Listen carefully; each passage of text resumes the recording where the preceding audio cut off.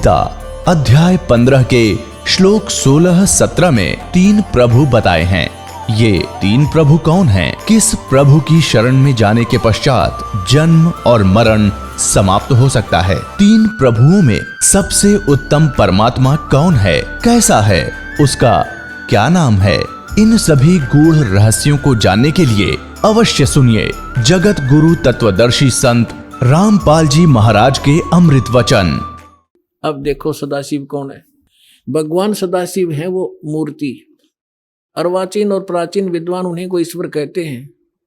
उस समय एकाकी रहकर स्वेच्छानुसार विहार करने वाले उस सदाशिव ने अपने विग्रह माने शरीर से स्वयं ही एक स्वरूप भूता शक्ति यानी दुर्गा की सृष्टि की, एक स्त्री की सृष्टि की, जो उनके अपने श्रेयंग से कभी अलग होने वाली नहीं थी। उस पराशक्ति को प्रधान प्रकृति गुणवती माया बुद्धि तत्वों की जननी तथा विकार रहित बताया गया है। वह शक्ति अंबिका कही गई है। अब ये क्या कह रहा है ब्रह्मा जी पुण्यात्माओं?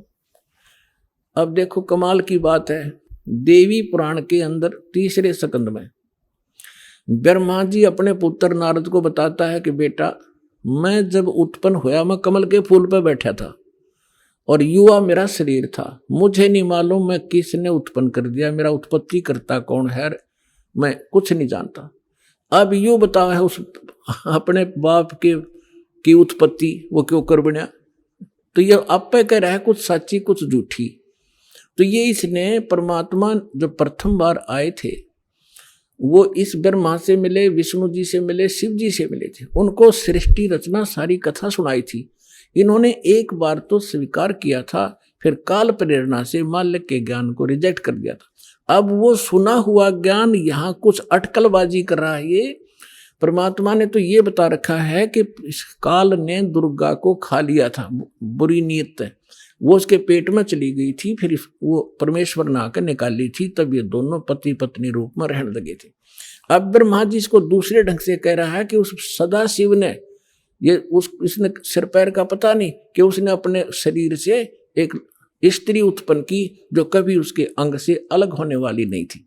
अब ये देखिएगा, उस समय एकाकी रहकर स्वेच्छानुसार विहार करने वाले सदाशिव ने अपने विग्रह से स्वयं ही एक स्वरूप भूता शक्ति की सृष्टि की जो उनके अपने श्रेयंग से कभी अलग होने वाली नहीं थी। वो कौन है?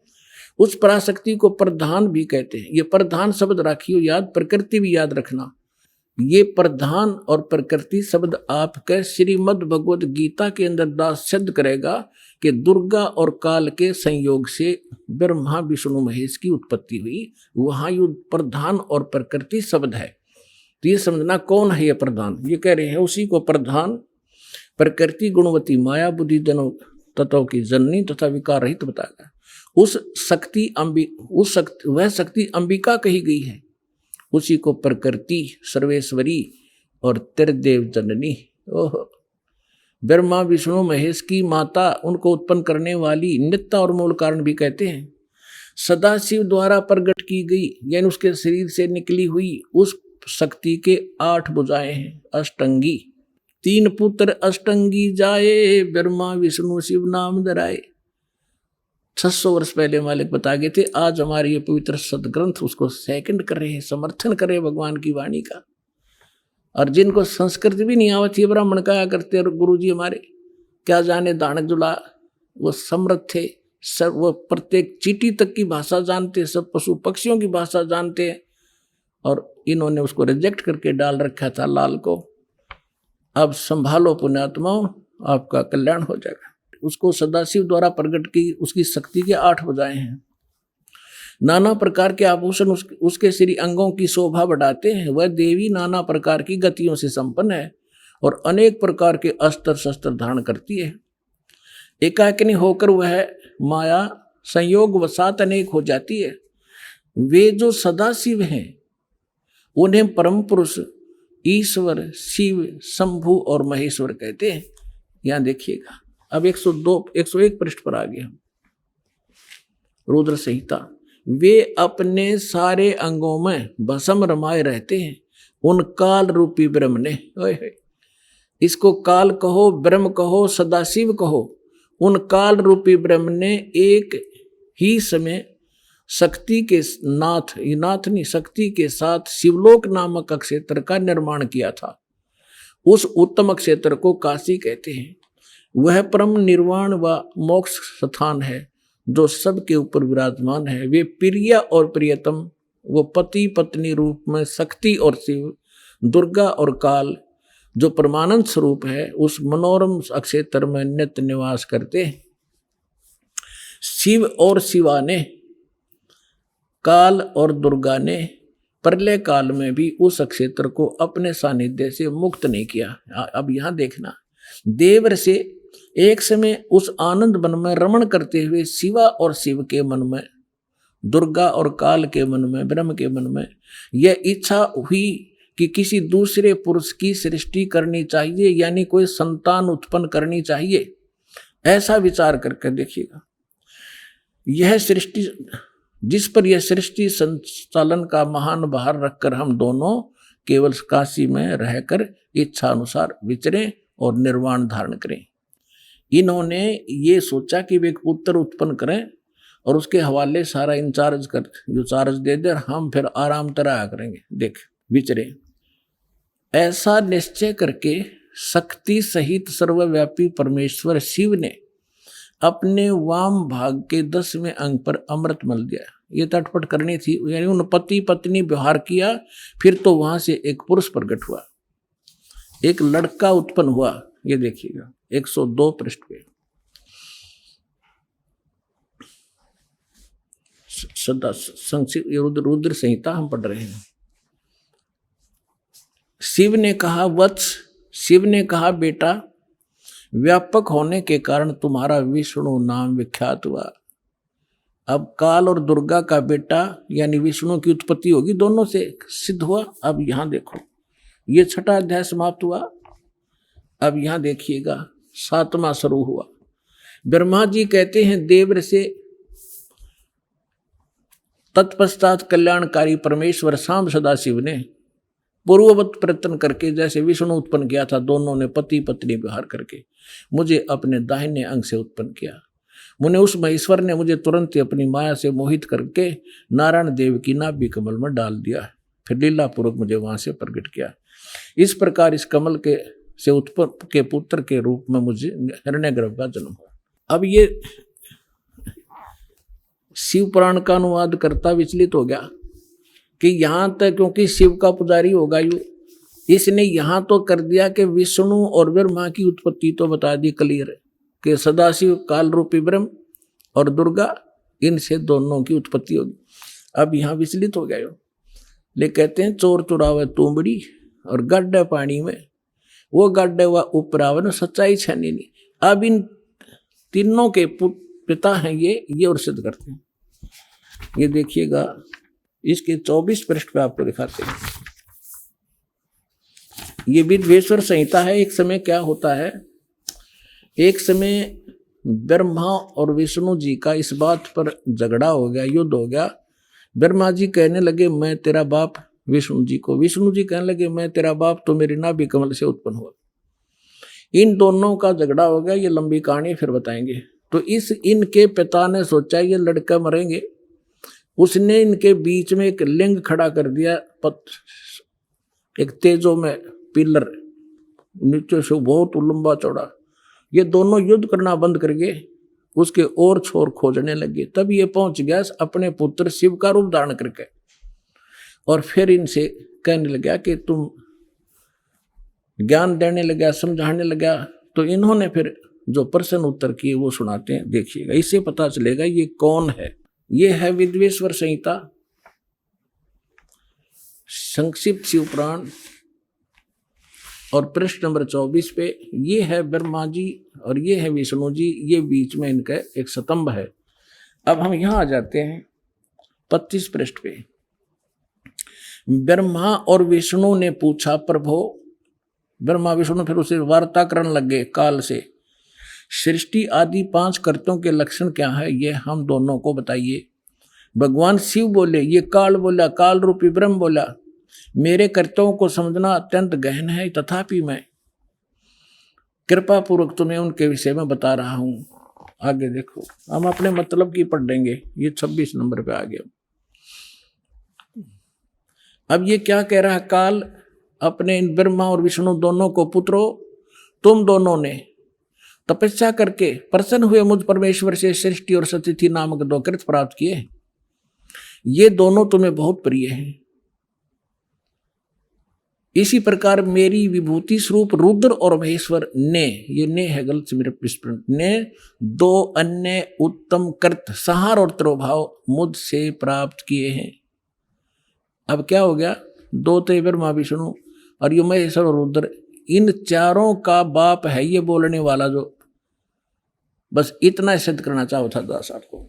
अब परमात्मा ने बताया कि 3 पुत्र अष्टंगी जाए, ब्रह्मा विष्णु शिव नाम धराए, और 3 देव की जो करते भक्ति, उनकी को देना हो वह मुक्ति। गुण तीनों की भक्ति में ये भूल पड़ो संसारे, कहे कबीर निज नाम बिना कैसे उतरो पार। अब सर्वानंद कहने लगे कि झूठ बोलता है, ऐसा कुछ नहीं लिखा है, क्योंकि ये नकली विद्वान इसी बात का लाभ उठाकर हमारा नाश करने में सक्षम और सफल हुए कि वो संस्कृत भाषा जानते थे और पूरा समाज अशिक्षित था। इनका यूं दाव लग रहा था। अब उसने क्या किया कि जो मतलब की बात थी वह छोड़ दी, और उसने जो कंठस्थ याद कर रखे थे श्लोक गीता के, वेदों के, वो संस्कृत बोलने लग गया। काफी देर तक रुका नहीं, डाटा को आध पौन घंटा तक संस्कृत बोलता रहा, संस्कृत बोलता रहा। और वो सामने वाले जितने जुलाहे बैठे थे बेचारे भोले वाले, माई बहन बेटी भगत, वह ये भी नहीं समझ पा रहे ये पंडित जी बोल के रहा है। उन्होंने फिर ताड़ी पीट दी, वाह पंडित जी, वाह सर्वानंद, वाह पंडित जी, कमाल कर दिया। अब उनकी प्रशंसा से सर्वानंद विजयी हो गए और परमात्मा पराजित कर दिए। आज तक यह 9 बिजली गिर रही थी बगैर इन इंस्ट्रूमेंट के, जो भगवान ने आज आपको समझाने के लिए बनवाए हैं जीव से। ना जीव बना दिए इंस्ट्रूमेंट, ये पहले यही था। ये मनुष्य 4 युग का इतिहास तो आपके पास है। द्वापर ताई अभी 50 वर्ष से पहले थे, हमने देखे बैलगाड़ी खचड़ खचड़ने घसीटे अंडा करते, काठ के पहिए, काठ की गाड़ी। और उससे पहले एक रेडू में 6 खच्चर जोड़ कर रथ बना कर घसीटे फिरा करते थे। कहाँ गई थी मनुष्य की विधि? ये परमात्मा ने दया बख्शी आपके लिए। और अभी 10 वर्ष से हो रहा है, 12 वर्ष से हो रहा है, ये सब विकास कराया दाता ने, ताकि अपने बच्चों को वर्ड टू वर्ड समझा दूं, ताकि ये पहचान ले मेरे को। और 1 मिनट में जा छोड़ दो इनको सतलोक में, पीछा छुटे यहाँ से।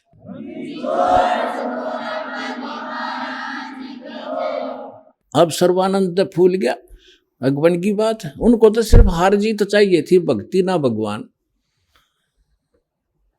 तो परमात्मा बोले भाई ठीक है सर्वानंद, आप जीत के मार गया, अब ठीक है जा तू अपने घर ने। कहने लगा ऐसे नहीं जाऊंगा, मेरी माँ ने कहा है कि लिख कर दे तू।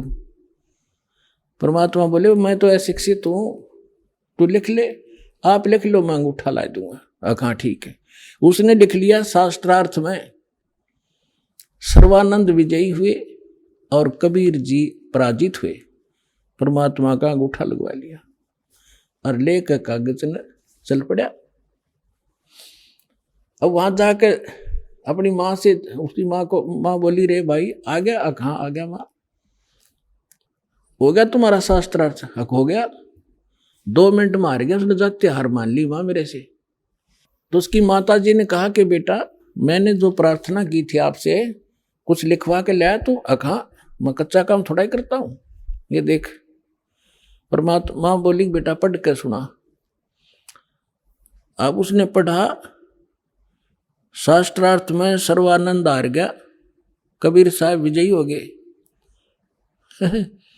उसकी माँ बोली रे तू तो हार का रहा मूर्ख, अब पढ़ने लग रहा। ओहो माता जी ऐसा है ना, मैं कई दिन से शास्त्रार्थ में लगातार रात्रि में जाग रहा था, गलती से लिखा गया मेरे से उल्ट लिखा गया। अकजा अब के ठीक लिख ले तू। वो दूसरी बार फिर पहुंचा कि कबीर जी ऐसे है मेरे से लिखने में कोई त्रुटि रह गई है, मेरी माँ नहीं मान रही है, फिर से लिखवाना पड़ेगा। अब फिर लिख लो पंडित जी, मेरा कौन सा अंगूठा किससे है, कितनी बार लवा ले। उसने लिख लिया खूब सूझबूझ से। शास्त्रार्थ में सर्वानंद विजयी हुए, कबीर जी पराजित हुए। परमात्मा ने अंगूठा ला दिया। वो फिर जाकर कहा कि ले माता जी सुनाऊं। पहले तो उसको ही भ्रम था कि शायद मेरे से गलत लिखा गया होगा। अब सुना बेटा, शास्त्रार्थ में सर्वानंद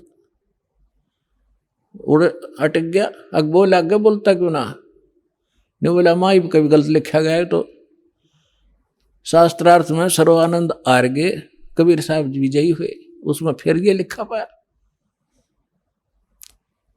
उसने उसका फिर भ्रम रह गया कि माँ फिर लाऊं लिखवा के। जा बेटा फिर लिखवा ले। अब तीसरी बार फिर परमात्मा बोले लिख लो, होगी होगी लगी होगी उठ चूक आपके, कोई बात ना। उसने फिर ऐसे लिख लिया और परमात्मा का अंगूठा लगवा लिया। अब फिर जब उसने सोचा कि जब मैं बाहर पढ़ता हूं तो ये ठीक पावे है, और माँ के सामने जाता हूं इसमें यह के बिजली गिरे, तो बाहर से ही आंगन से ही उस पर नजर टिका ली। अंदर अपने घर में घुसने से पहले उस पर न्यू करता था, कति न्यू डांट रहा नजर। अकमाता सुनाऊं अक सुना, उसके सामने अक्सर पलट गए जैसे कंप्यूटर में पलट जाया करे। और न्यो का न्यो पकड़ गया, बैठ गया कलेजा पकड़ के। उसकी माँ बोली रे बोलता क्यों ना, तेरी बोलती क्यों बंद होगी विद्वान, बोल क्या लिख रखा है इसमें। वह कागज हाथ से छूट गया उसके। परमात्मा को उसकी माँ बोली बेटा भगवान आए हैं, तेरी बुद्धि भ्रष्ट हो रही है, ये 4 अक्षर सीख के और तू विद्वान पाक रहा है। जो ज्ञान उस परमात्मा का है तेरे पास तक कख भी नहीं बेटा। मैं तेरी भी कथा सुन रखी है, बहुत दिन हो गए। अब अपनी माँ के चरणों में पड़कर रोने लग गया। नो बोला माँ मैं तो घना नीच हूँ। सचमुच जो वो बोल रहे थे सारी लिखी है पुराणों में, जो वो बतावे थे, और मैंने अहंकार वश कति नहीं मानी। तो माँ बोली बेटा मेरी आत्मा कह रही है तू इकलौता पुत्र है, और तू ऐसा बिरान माटी ऐसी दुर्गति होगी तो कुत्ते की योनि में जागा बेटा। या विदुता काम नहीं आवे, भगवान की शरण और वो मंत्र में काम करेंगे, मेरी आत्मा खुश हो जाएगी, तो नाम ले ले। ने बोला माँ मेरे साथ चलो, मैं अब तो जाऊंगा, मैंने शर्म आवेगी। अब चल मैं तेरे साथ चलूंगी बेटा। जाके चरणा में डाल दिया कि परमात्मा तेरा बालक है, भूल होगी इससे और नाम दे दो। परमात्मा बोले कोई बात ना बेटा, हम तो सारे मेरे ही तो बच्चे हैं, जिस दिन ये मुझे पहचान लेंगे झगड़ा ही मिट जाएगा।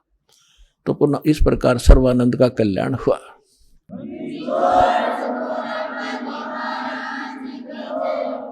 तो पुण्यात्माओं अब क्या समस्या आई। अब सर्वानंद विद्वान सब जाने बड़ा महापुरुष और सब वेदों का ज्ञाता सब हरा रखे उसने। अब वो समझावे औरों को कि भाई वास्तविकता ये नहीं है, ये है जो परमात्मा ने ज्ञान सुनाया था।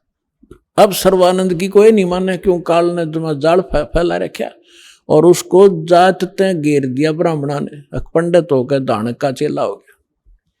ज्ञान तो स्वीकार करना दूर रहा, उसका इतना विरोध कर दिया, पर लेकिन वो भगवान को पहचान चुका था। उसने समझ में आ गई थी कि जात तय कहते कुछ भी डाल दो, मेरा तो दाव लग गया। तो दोनों माँ बेटिया ने भक्ति करी और अपना कल्याण करवाया। तो पुण्यात्माओं आपका सौभाग्य है कि आज ऐसे ही परमात्मा आपके पीछे पड़ा हुआ है। आपके पास कोई भगत मिला होगा, कोई पुस्तक लेकर गया होगा, किसी ने सीडी दी होगी। वो प्रेरणा अपने बच्चों के माध्यम से कहते करे कराव साइया मन में लहर उठा और दादो सिर जब दर जीव के आप बगल हो जा। परमात्मा कहते हैं गोता मारो स्वर्ग में और जा बैठू पाताल, गरीबदास ढूंढता फिर वो अपने हीरे मोती लाल। मैं रोत हूं सृष्टि को, सृष्टि रोए मोहे, और कह कबीर इस वियोग को कोई समझ नहीं सकता कोई। मैं तुम्हें रो रहा हूं कि तुम मेरे बच्चे हो, तुम काल का फंस गए हो, तुम्हारी यहाँ कितनी दुर्गति हो रही है। कोई मनुष्य जीवन में सुखी नहीं, अगले जन्म में क्या हालत होगी, कुत्ते और गधे की योनियों में आप जाओगे। और आप मुझे खोज रहे हो, हे भगवान, हे सर्व सुखदाई, हे संकट मोचन, और मैं कहता हूं मैं भगवान हूं, तुम नखरे करते हो, तो भगवान कैसे होगा? धानक है, दुल्हा है राम और कृष्ण भगवान, और किसी को राहत नहीं मिल रही। तो परमात्मा कहते मैं रोवत हूं सृष्टि को, क्योंकि तुम मेरे बच्चे हो, यहां फंस गए गलत जगह पर, और तुम रो, मैं रोवत हूं सृष्टि को, सृष्टि रोए मोहे। और कह कबीर इस योग को समझ नहीं सकता कोई। जिसमें धर्मदास जी को परमात्मा मिले और फिर उनको सतलोक लेकर गए, फिर उनको छोड़ा, वापस अपने यथास्थान को दिखाकर अपनी वास्तविकता से परिचित करा के जब परमेश्वर ने धर्मदास जी को नीचे छोड़ा, तो फिर वो समझ गए, क्योंकि सारी लीला मालिक ने की हुई थी।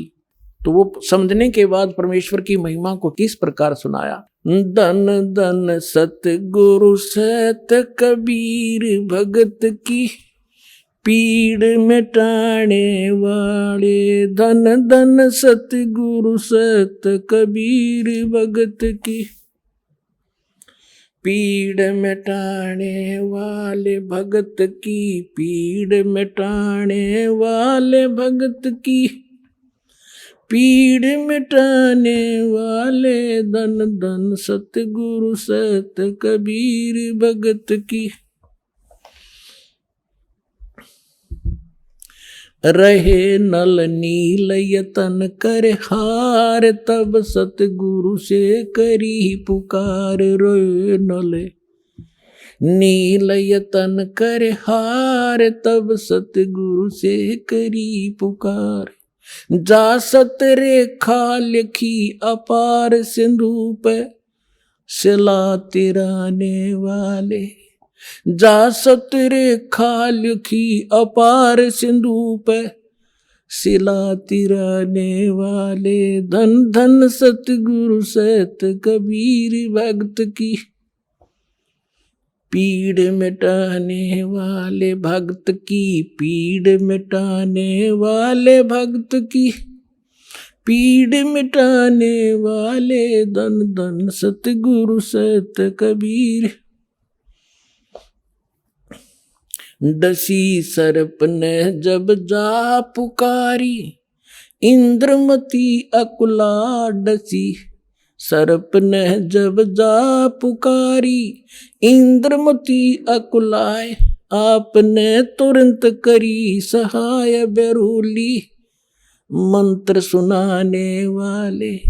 आपने तुरंत करी सहाय बेरूली, मंत्र सुनाने वाले। धन धन सतगुरु सत कबीर भगत की, पीड़ मिटाने वाले भक्त की, पीड़ मिटाने वाले भक्त की, पीड़ मिटाने वाले। धन धन सतगुरु सत कबीर भगत की, पीड़ मिटाने वाले। दामोदर सेठ के हो थे अकाज, अर्ज करी थी डूबता देख जहाज। दामोदर सेठ के हो थे अकाज, अर्ज करी डूबता देख जहाज। लाज मेरी रखियो गरीब नवाज, समुद्र से पार लंघाने वाले। लाज मेरी रखियो गरीब नवाज, समुद्र से पार लंघाने वाले। धन धन सतगुरु सत कबीर भगत की, कह कर जोड़ दीन धर्मदास दर्श दे, पूर्ण करियो आस। कह कर जोड़ दीन धर्मदास दर्श दे, पूर्ण करियो आस। मेटियो जन्म मरण की तरास, सत्य पद प्राप्त कराने वाले। मेटियो जन्म मरण की तरास, सत्य पद प्राप्त कराने वाले। धन धन सतगुरु सत कबीर भगत की, पीड़ मिटाने वाले भक्त की, पीड़ मिटाने वाले भगत की, पीड़ मिटाने वाले धन धन सतगुरु सत कबीर भगत की। कह कर जोड़ दीन धर्मदास दरस दे पूर्ण करियो आस। कह कर जोड़ दीन धर्मदास दरस दे पूर्ण करियो आस।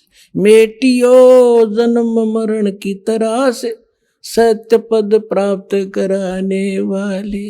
मेटियो जन्म मरण की तरास सत्य पद प्राप्त कराने वाले। धन धन सतगुरु सत कबीर भगत की। पीड़ मिटाने वाले।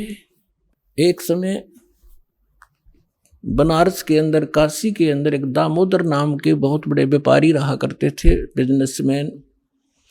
उनका अपना एक पोत था, समुद्री जहाज था, और उसके साथ वो व्यापार करने के लिए समुद्र मार्ग से दूसरी स्टेटों में जाया करते थे। उसके साथ और भी उसी शहर के आसपास के काफी अन्य बनिए लोग भी साथ जाते थे उसके जहाज में किराए पर, और अपना सौदा लाया करते थे। सेठ जी बाहर गए हुए थे और पीछे से उनकी धर्मपत्नी, जिसका नाम धर्मवती था, वो बहुत धार्मिक थी। सेठ दामोदर भी बहुत नेक आदमी थे, भक्ति बहुत विश्वास करते थे परमात्मा। और हमारे हिंदू समाज के अंदर राम और कृष्ण, गणेश और इन भगवानों से ऊपर कोई हमारा इष्ट नहीं था। और ये सभी क्रियाएं हम किया करते थे, जो वो कर रहे थे, जो हम करते हैं वैसे ही वो किया करते थे। उस समय परमात्मा ने के बहुत से शिष्य हो गए थे और बहुत दुख दूर हो गए थे। एक दिन ऐसे ही उस सेठ की पत्नी धर्मवती के पास एक बहन गई, उसके पास कि बहन हमारे घर पर सत्संग है, आप आ जाओ।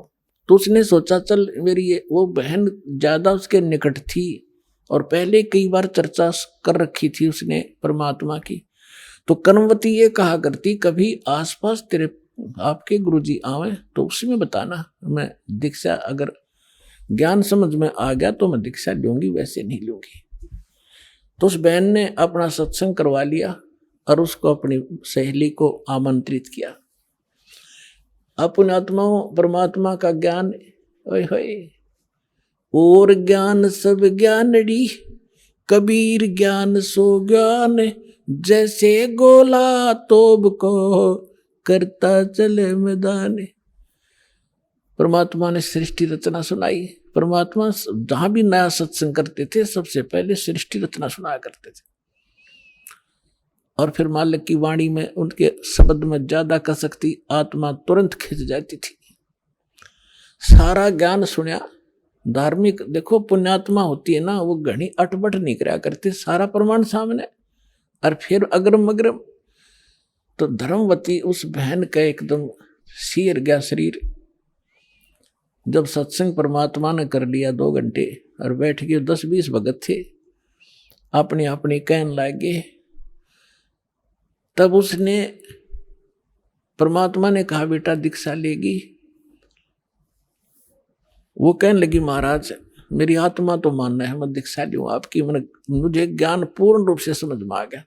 कुछ तो उस बहन ने कई बार सुना रखा था और फिर परमात्मा ने फिर उसको सही सुचारू कर दिया। पर भगवान मेरा एक समस्या है मेरे सामने। तो परमेश्वर कबीर जी ने कहा बोल बेटा क्या शंका है वो बता मुझे। कि यूं कहा करें, यूं सुना है मैंने कि जोड़े में नाम लेना चाहिए। मेरा पति गया हुआ प्रदेश में धन कमाने के लिए, और वो आ लेगा तब नाम लूंगी, लेकिन मैं अब मुझे ऐसा लग रहा है कि मैं इस घर से बाहर कदम रखूंगी आपकी झोंपड़ी इस स्थान तक, कदे मेरी मृत्यु ना हो जाए। आज मुझे आपके सत्संग से एक एक पल भारी हो गया कि जीवन नाश हो रहा है मेरा, तो मैं नाम कैसे लूं। परमात्मा बोले बेटा ये भ्रम जो इन मूर्खों का पैदा किया हुआ है। तुम एक दिन जन्मे नहीं, एक दिन मृत्यु नहीं होगी। आपके पति आपसे बड़े हुए, पहले जन्म हुआ आपका, बाद में हुआ। और दूसरी बात यह है कि अध्यात्म मार्ग में फिर उसने कहा जी मैंने उनसे पूछा नहीं है, और आज तक मैंने कोई भी काम उनसे बगैर पूछे किया नहीं है, और कहीं वो मुझसे नाराज ना हो जाए, मैं पाप की भागड़ ना बन जाऊं।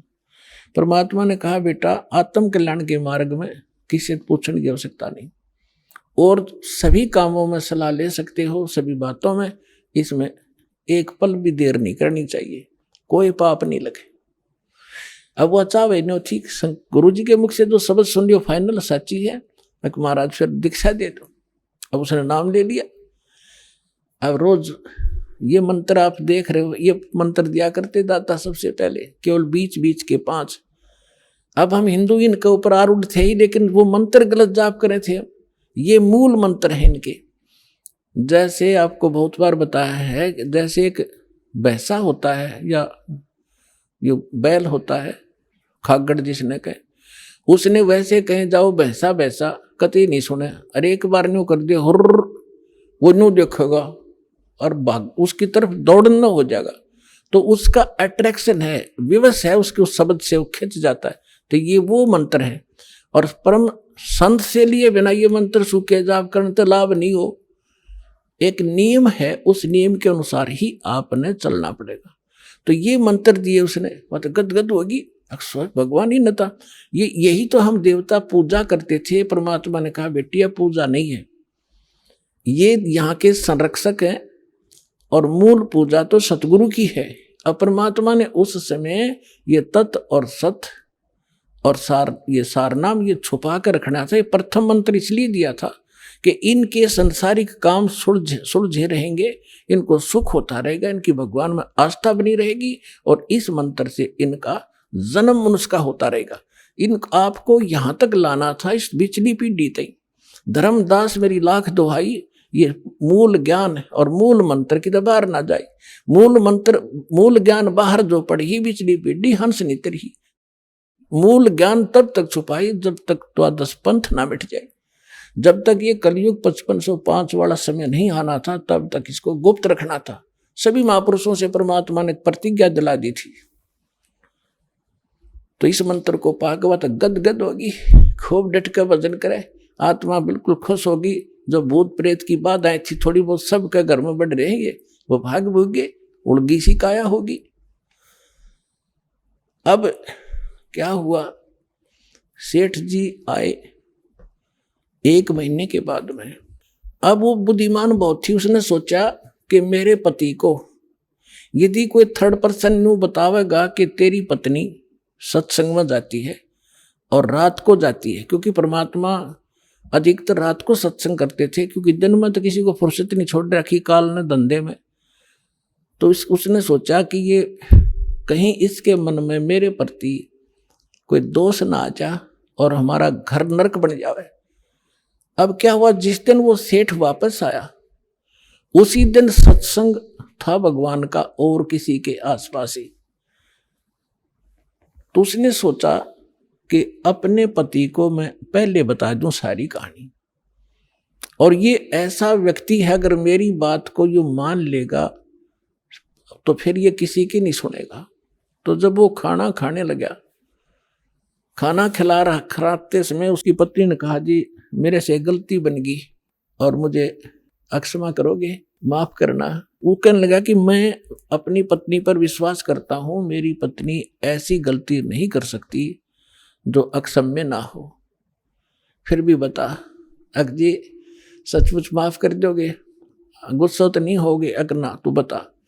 मैंने जी आपके पूछे बिना मैं ऐसे मेरी पड़ोसन नाम ले रखा है और उसके साथ में सत्संग में चली गई और परमात्मा की वाणी सुनी मैंने, मेरा दिल कर गया नाम लेने, और मैंने आपसे पूछे बिना दीक्षा ले ली।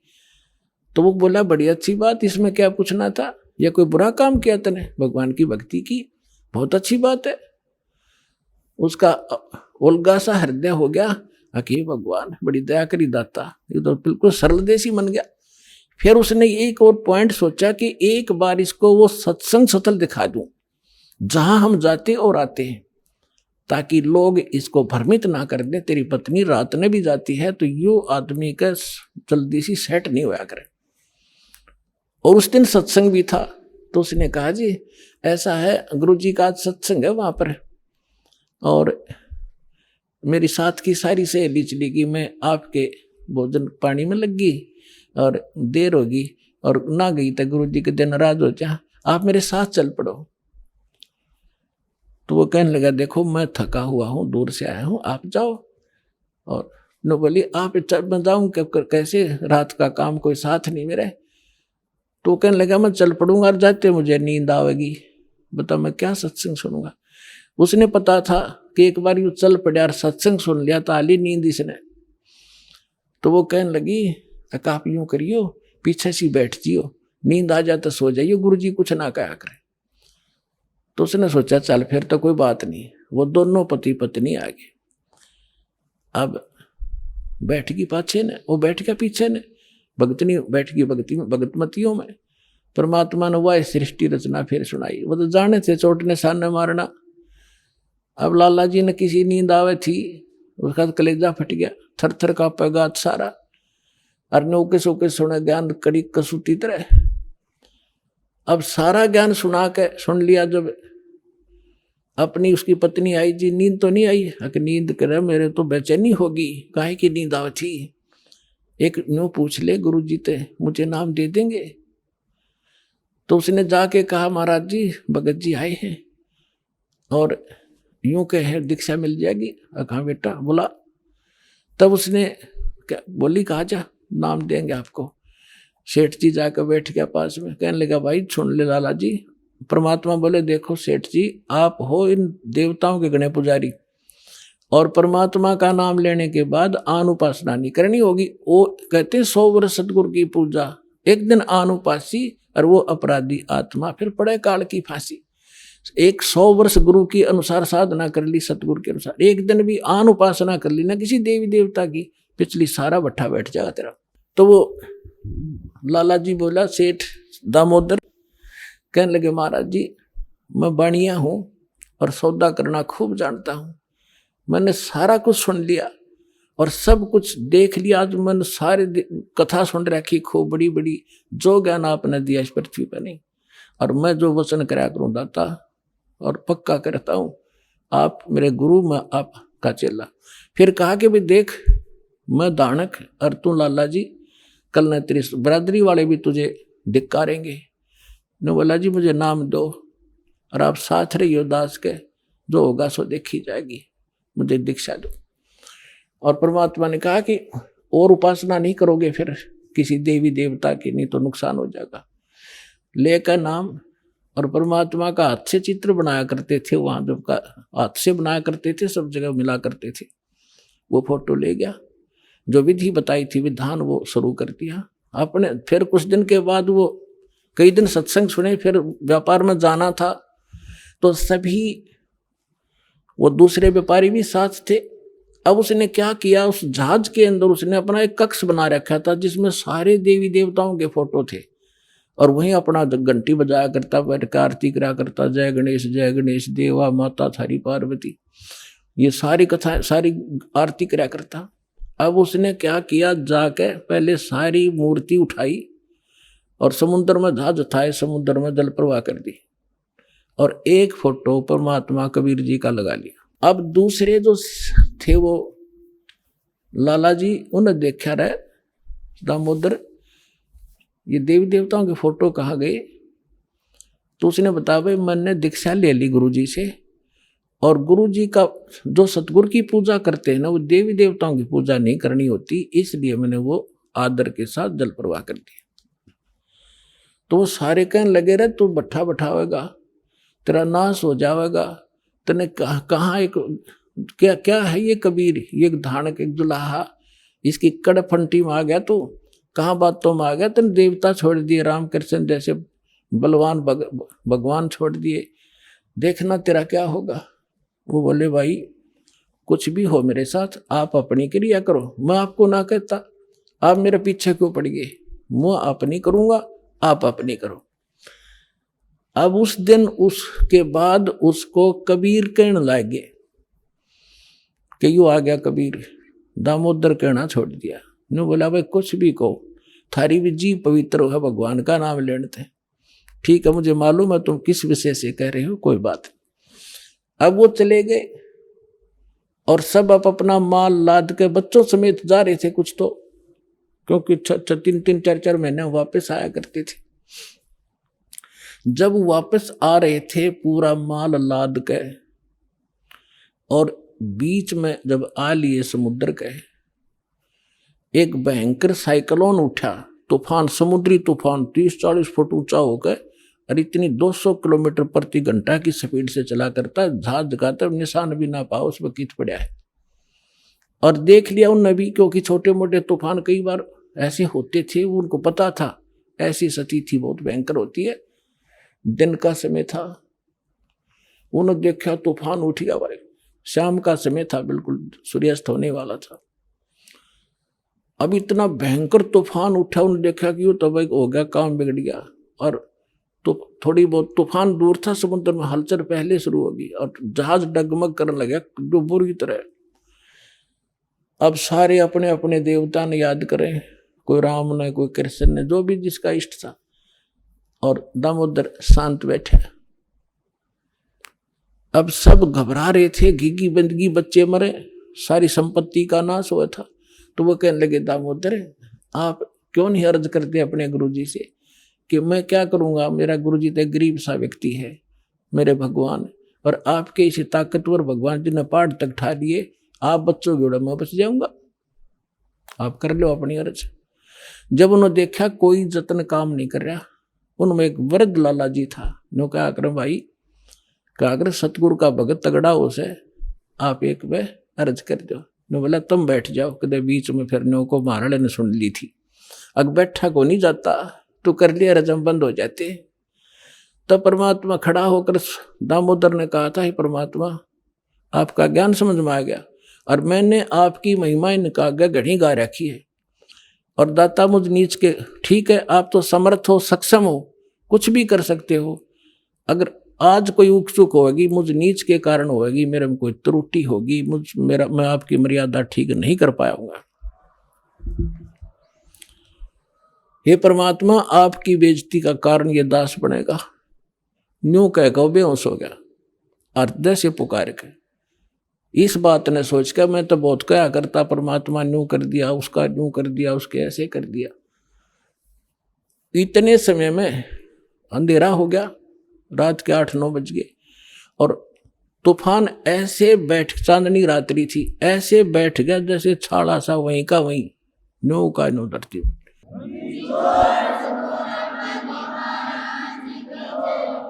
और समुद्र के जल में जरा सी भी हलचल नहीं।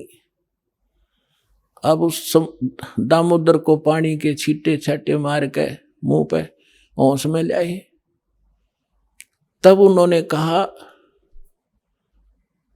कि भाई दामोदर हमसे बड़ी घनी गलती हुई, हमने आपके गुरुदेव की बेइज्जती करी, हम कति नीच प्राणी हैं। और उन्होंने संकल्प कराया था कि यदि आज जान बच गई, हमारे भगवान तो फेल हो लिए, जब आज ये तूफान रुक गया, हमारी जान बच गई, दामोदर हम तेरे साथ चलाएंगे, नाम लेंगे उस परमात्मा का। तब दामोदर को कंधे पे बैठा लिया उन लालाओं ने, हर ने बोले बोलो दामोदर की जय। ने बोला नहीं, जय बोलो जिसने यू काम कराया है, बोलो कबीर परमेश्वर जी की जय हो।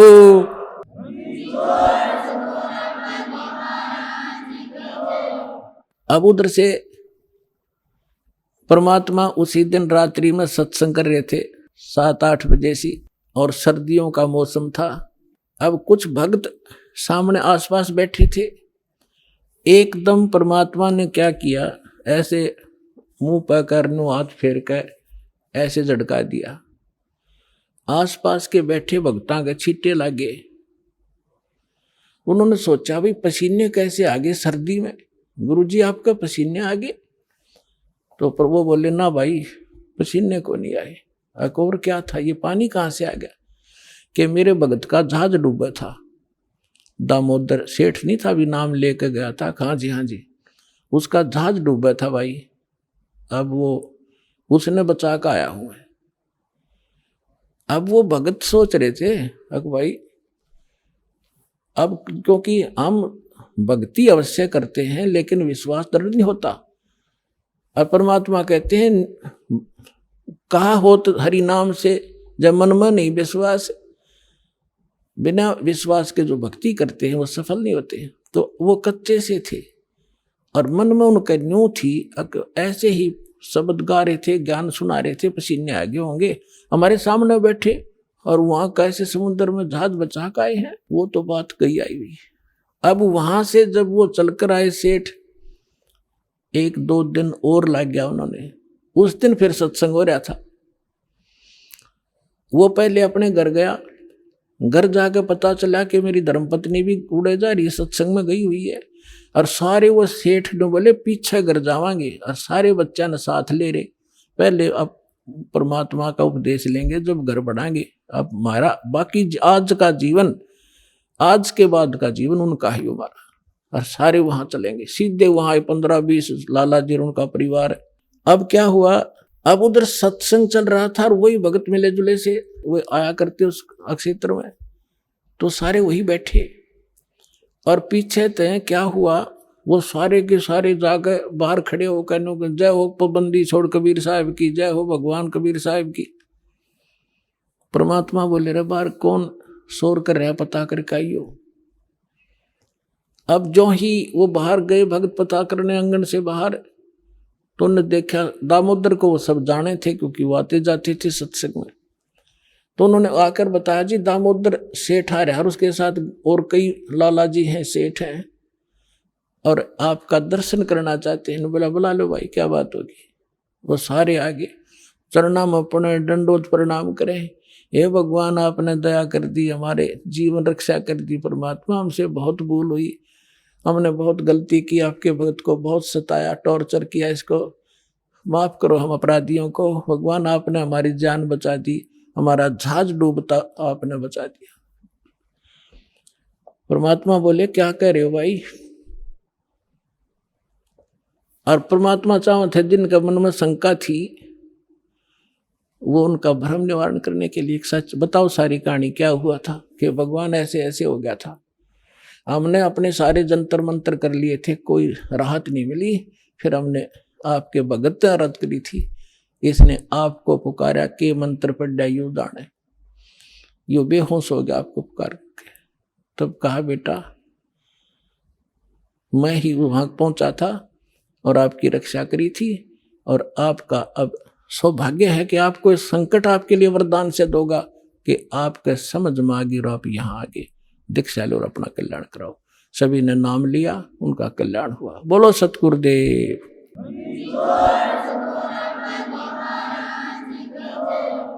दामोदर सेठ के हुए थे अकाज, अर्ज करी डूबता देखे जहाज। दामोदर सेठ के हुए थे अकाज, अर्ज करी डूबता देखे जहाज। लाज मेरी रखियो गरीब नवाज, समुद्र से पार लंघाने वाले। लाज मेरी रखियो गरीब नवाज, समुद्र से पार लंघाने वाले। धन धन सतगुरु सत कबीर भक्त की, पेड़ मिटाने वाले सत साहिब।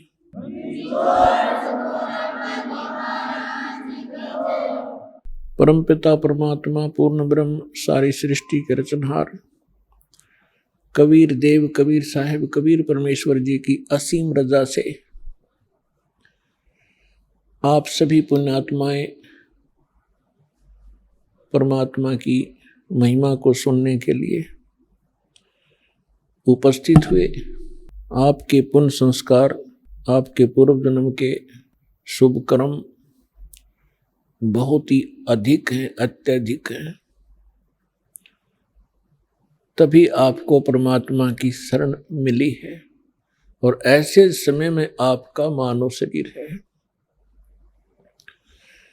ऐसे समय में परमात्मा ने यह समय पहले निर्धारित कर दिया था कि जिसमें 5500 वर्ष कलयुग बीत जाएगा, तब मैं अपना एक दास भेजूंगा। वैसे तो परमात्मा ने कहा है कि मैं स्वयं आऊंगा, परमात्मा स्वयं ना आए, अपना दास भेज दिया।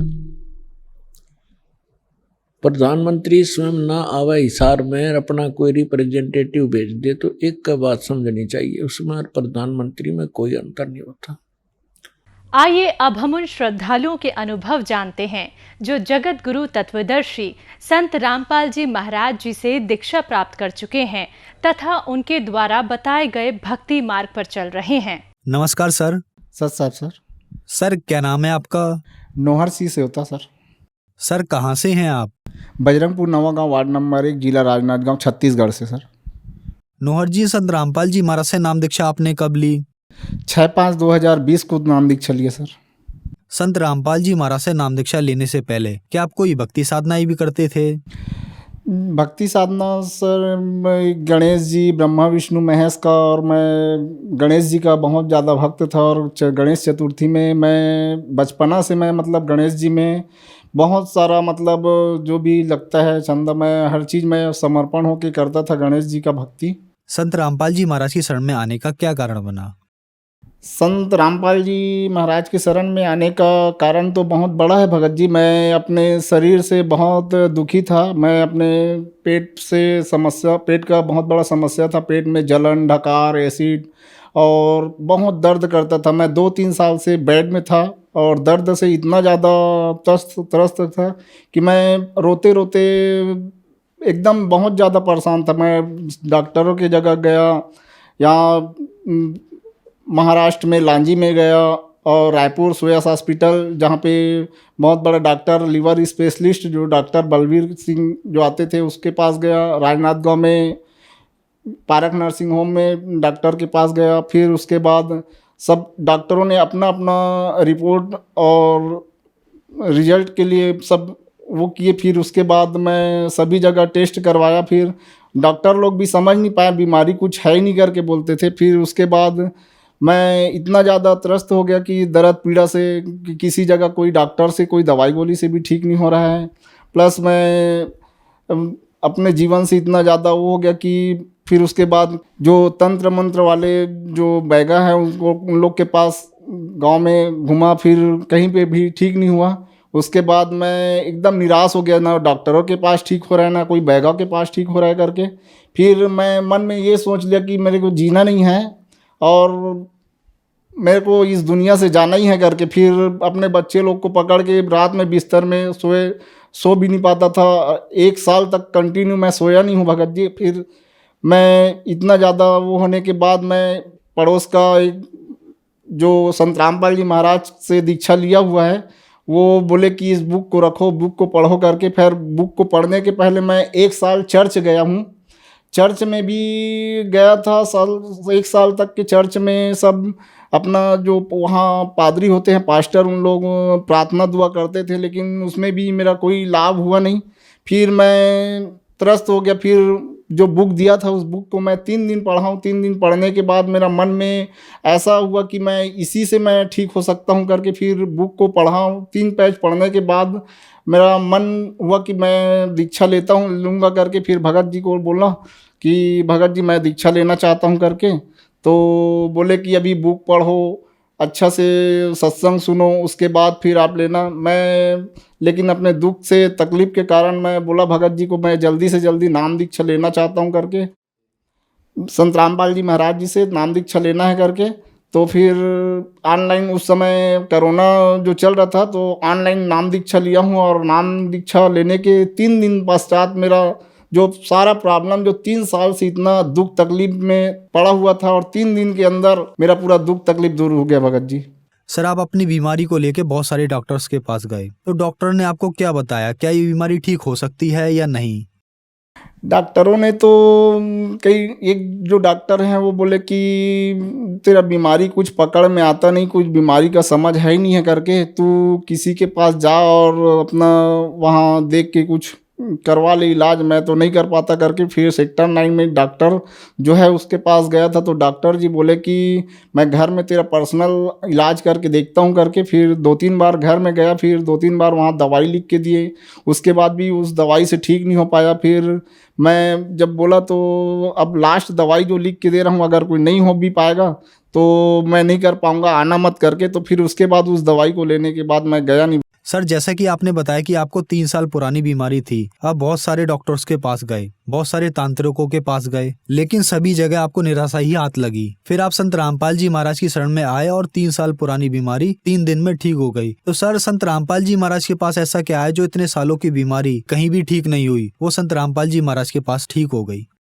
संत रामपाल जी महाराज हमारे वेद शास्त्र से प्रमाणित ज्ञान बताते हैं, और यहाँ तक कि मेरे मोहल्ले वाले बोलते हैं कि इतना बैगा के पास घूमा है तो संत रामपाल जी महाराज भी ऐसा कुछ जादू से वो करवाता होगा ऐसा करके, लेकिन वैसा कुछ नहीं है। संत रामपाल जी महाराज हमारे से शास्त्र से प्रमाणित ज्ञान देकर उसी से सब भक्ति साधना करवाते हैं, और वही भक्ति जो दिए हैं उसी भक्ति से मेरा सब तबीयत ठीक हुआ है। सच सर, जो आपके हाथ में रिपोर्ट्स हैं ये किस चीज़ की हैं?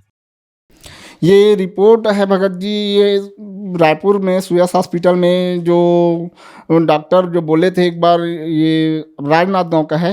राजनाथ गांव में जो डॉक्टर दिवाकर सर हैं उसी से मैं इंडोस्कोपी करवाया था, और ये इंडोस्कोपी करवा के उसके बाद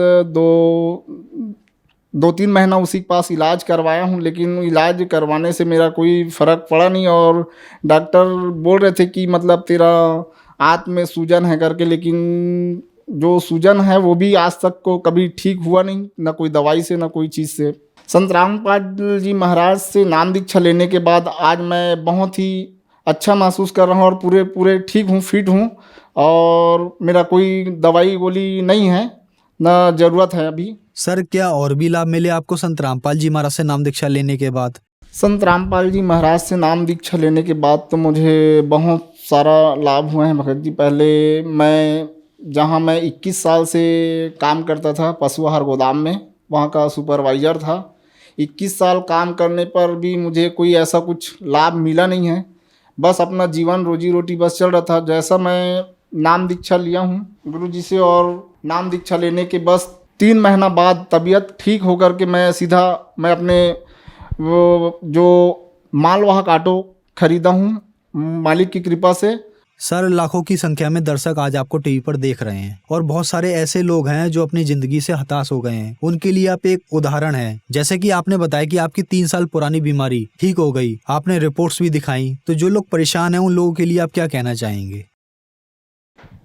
सर जी, मैं जो भाई हैं जो अपने बीमारी से, अपने घर की समस्या से जो परेशानी में जूझ रहे हैं, उनसे मैं बारंबार निवेदन करता हूं कि वे भी आए हमारे गुरुजी के शरण में, और गुरुजी से नाम दीक्षा लेकर सद्भक्ति करें और अपना कल्याण कराएं, और संत रामपाल जी महाराज जी से दीक्षा लेकर अपना कल्याण कराएं और सद्भक्ति कर अपने मानव जीवन का लाभ उठाएं।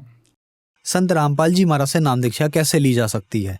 संत रामपाल जी महाराज से नाम दीक्षा जो चैनल में 7:30 बजे जो सत्संग चलता है, उसमें नीचे जो पीला पट्टी जो चल रहा है, उसमें जो कांटेक्ट नंबर है, उस कांटेक्ट नंबर में आप कॉल करके नाम दीक्षा ले सकते हैं। धन्यवाद सर। सत साहब।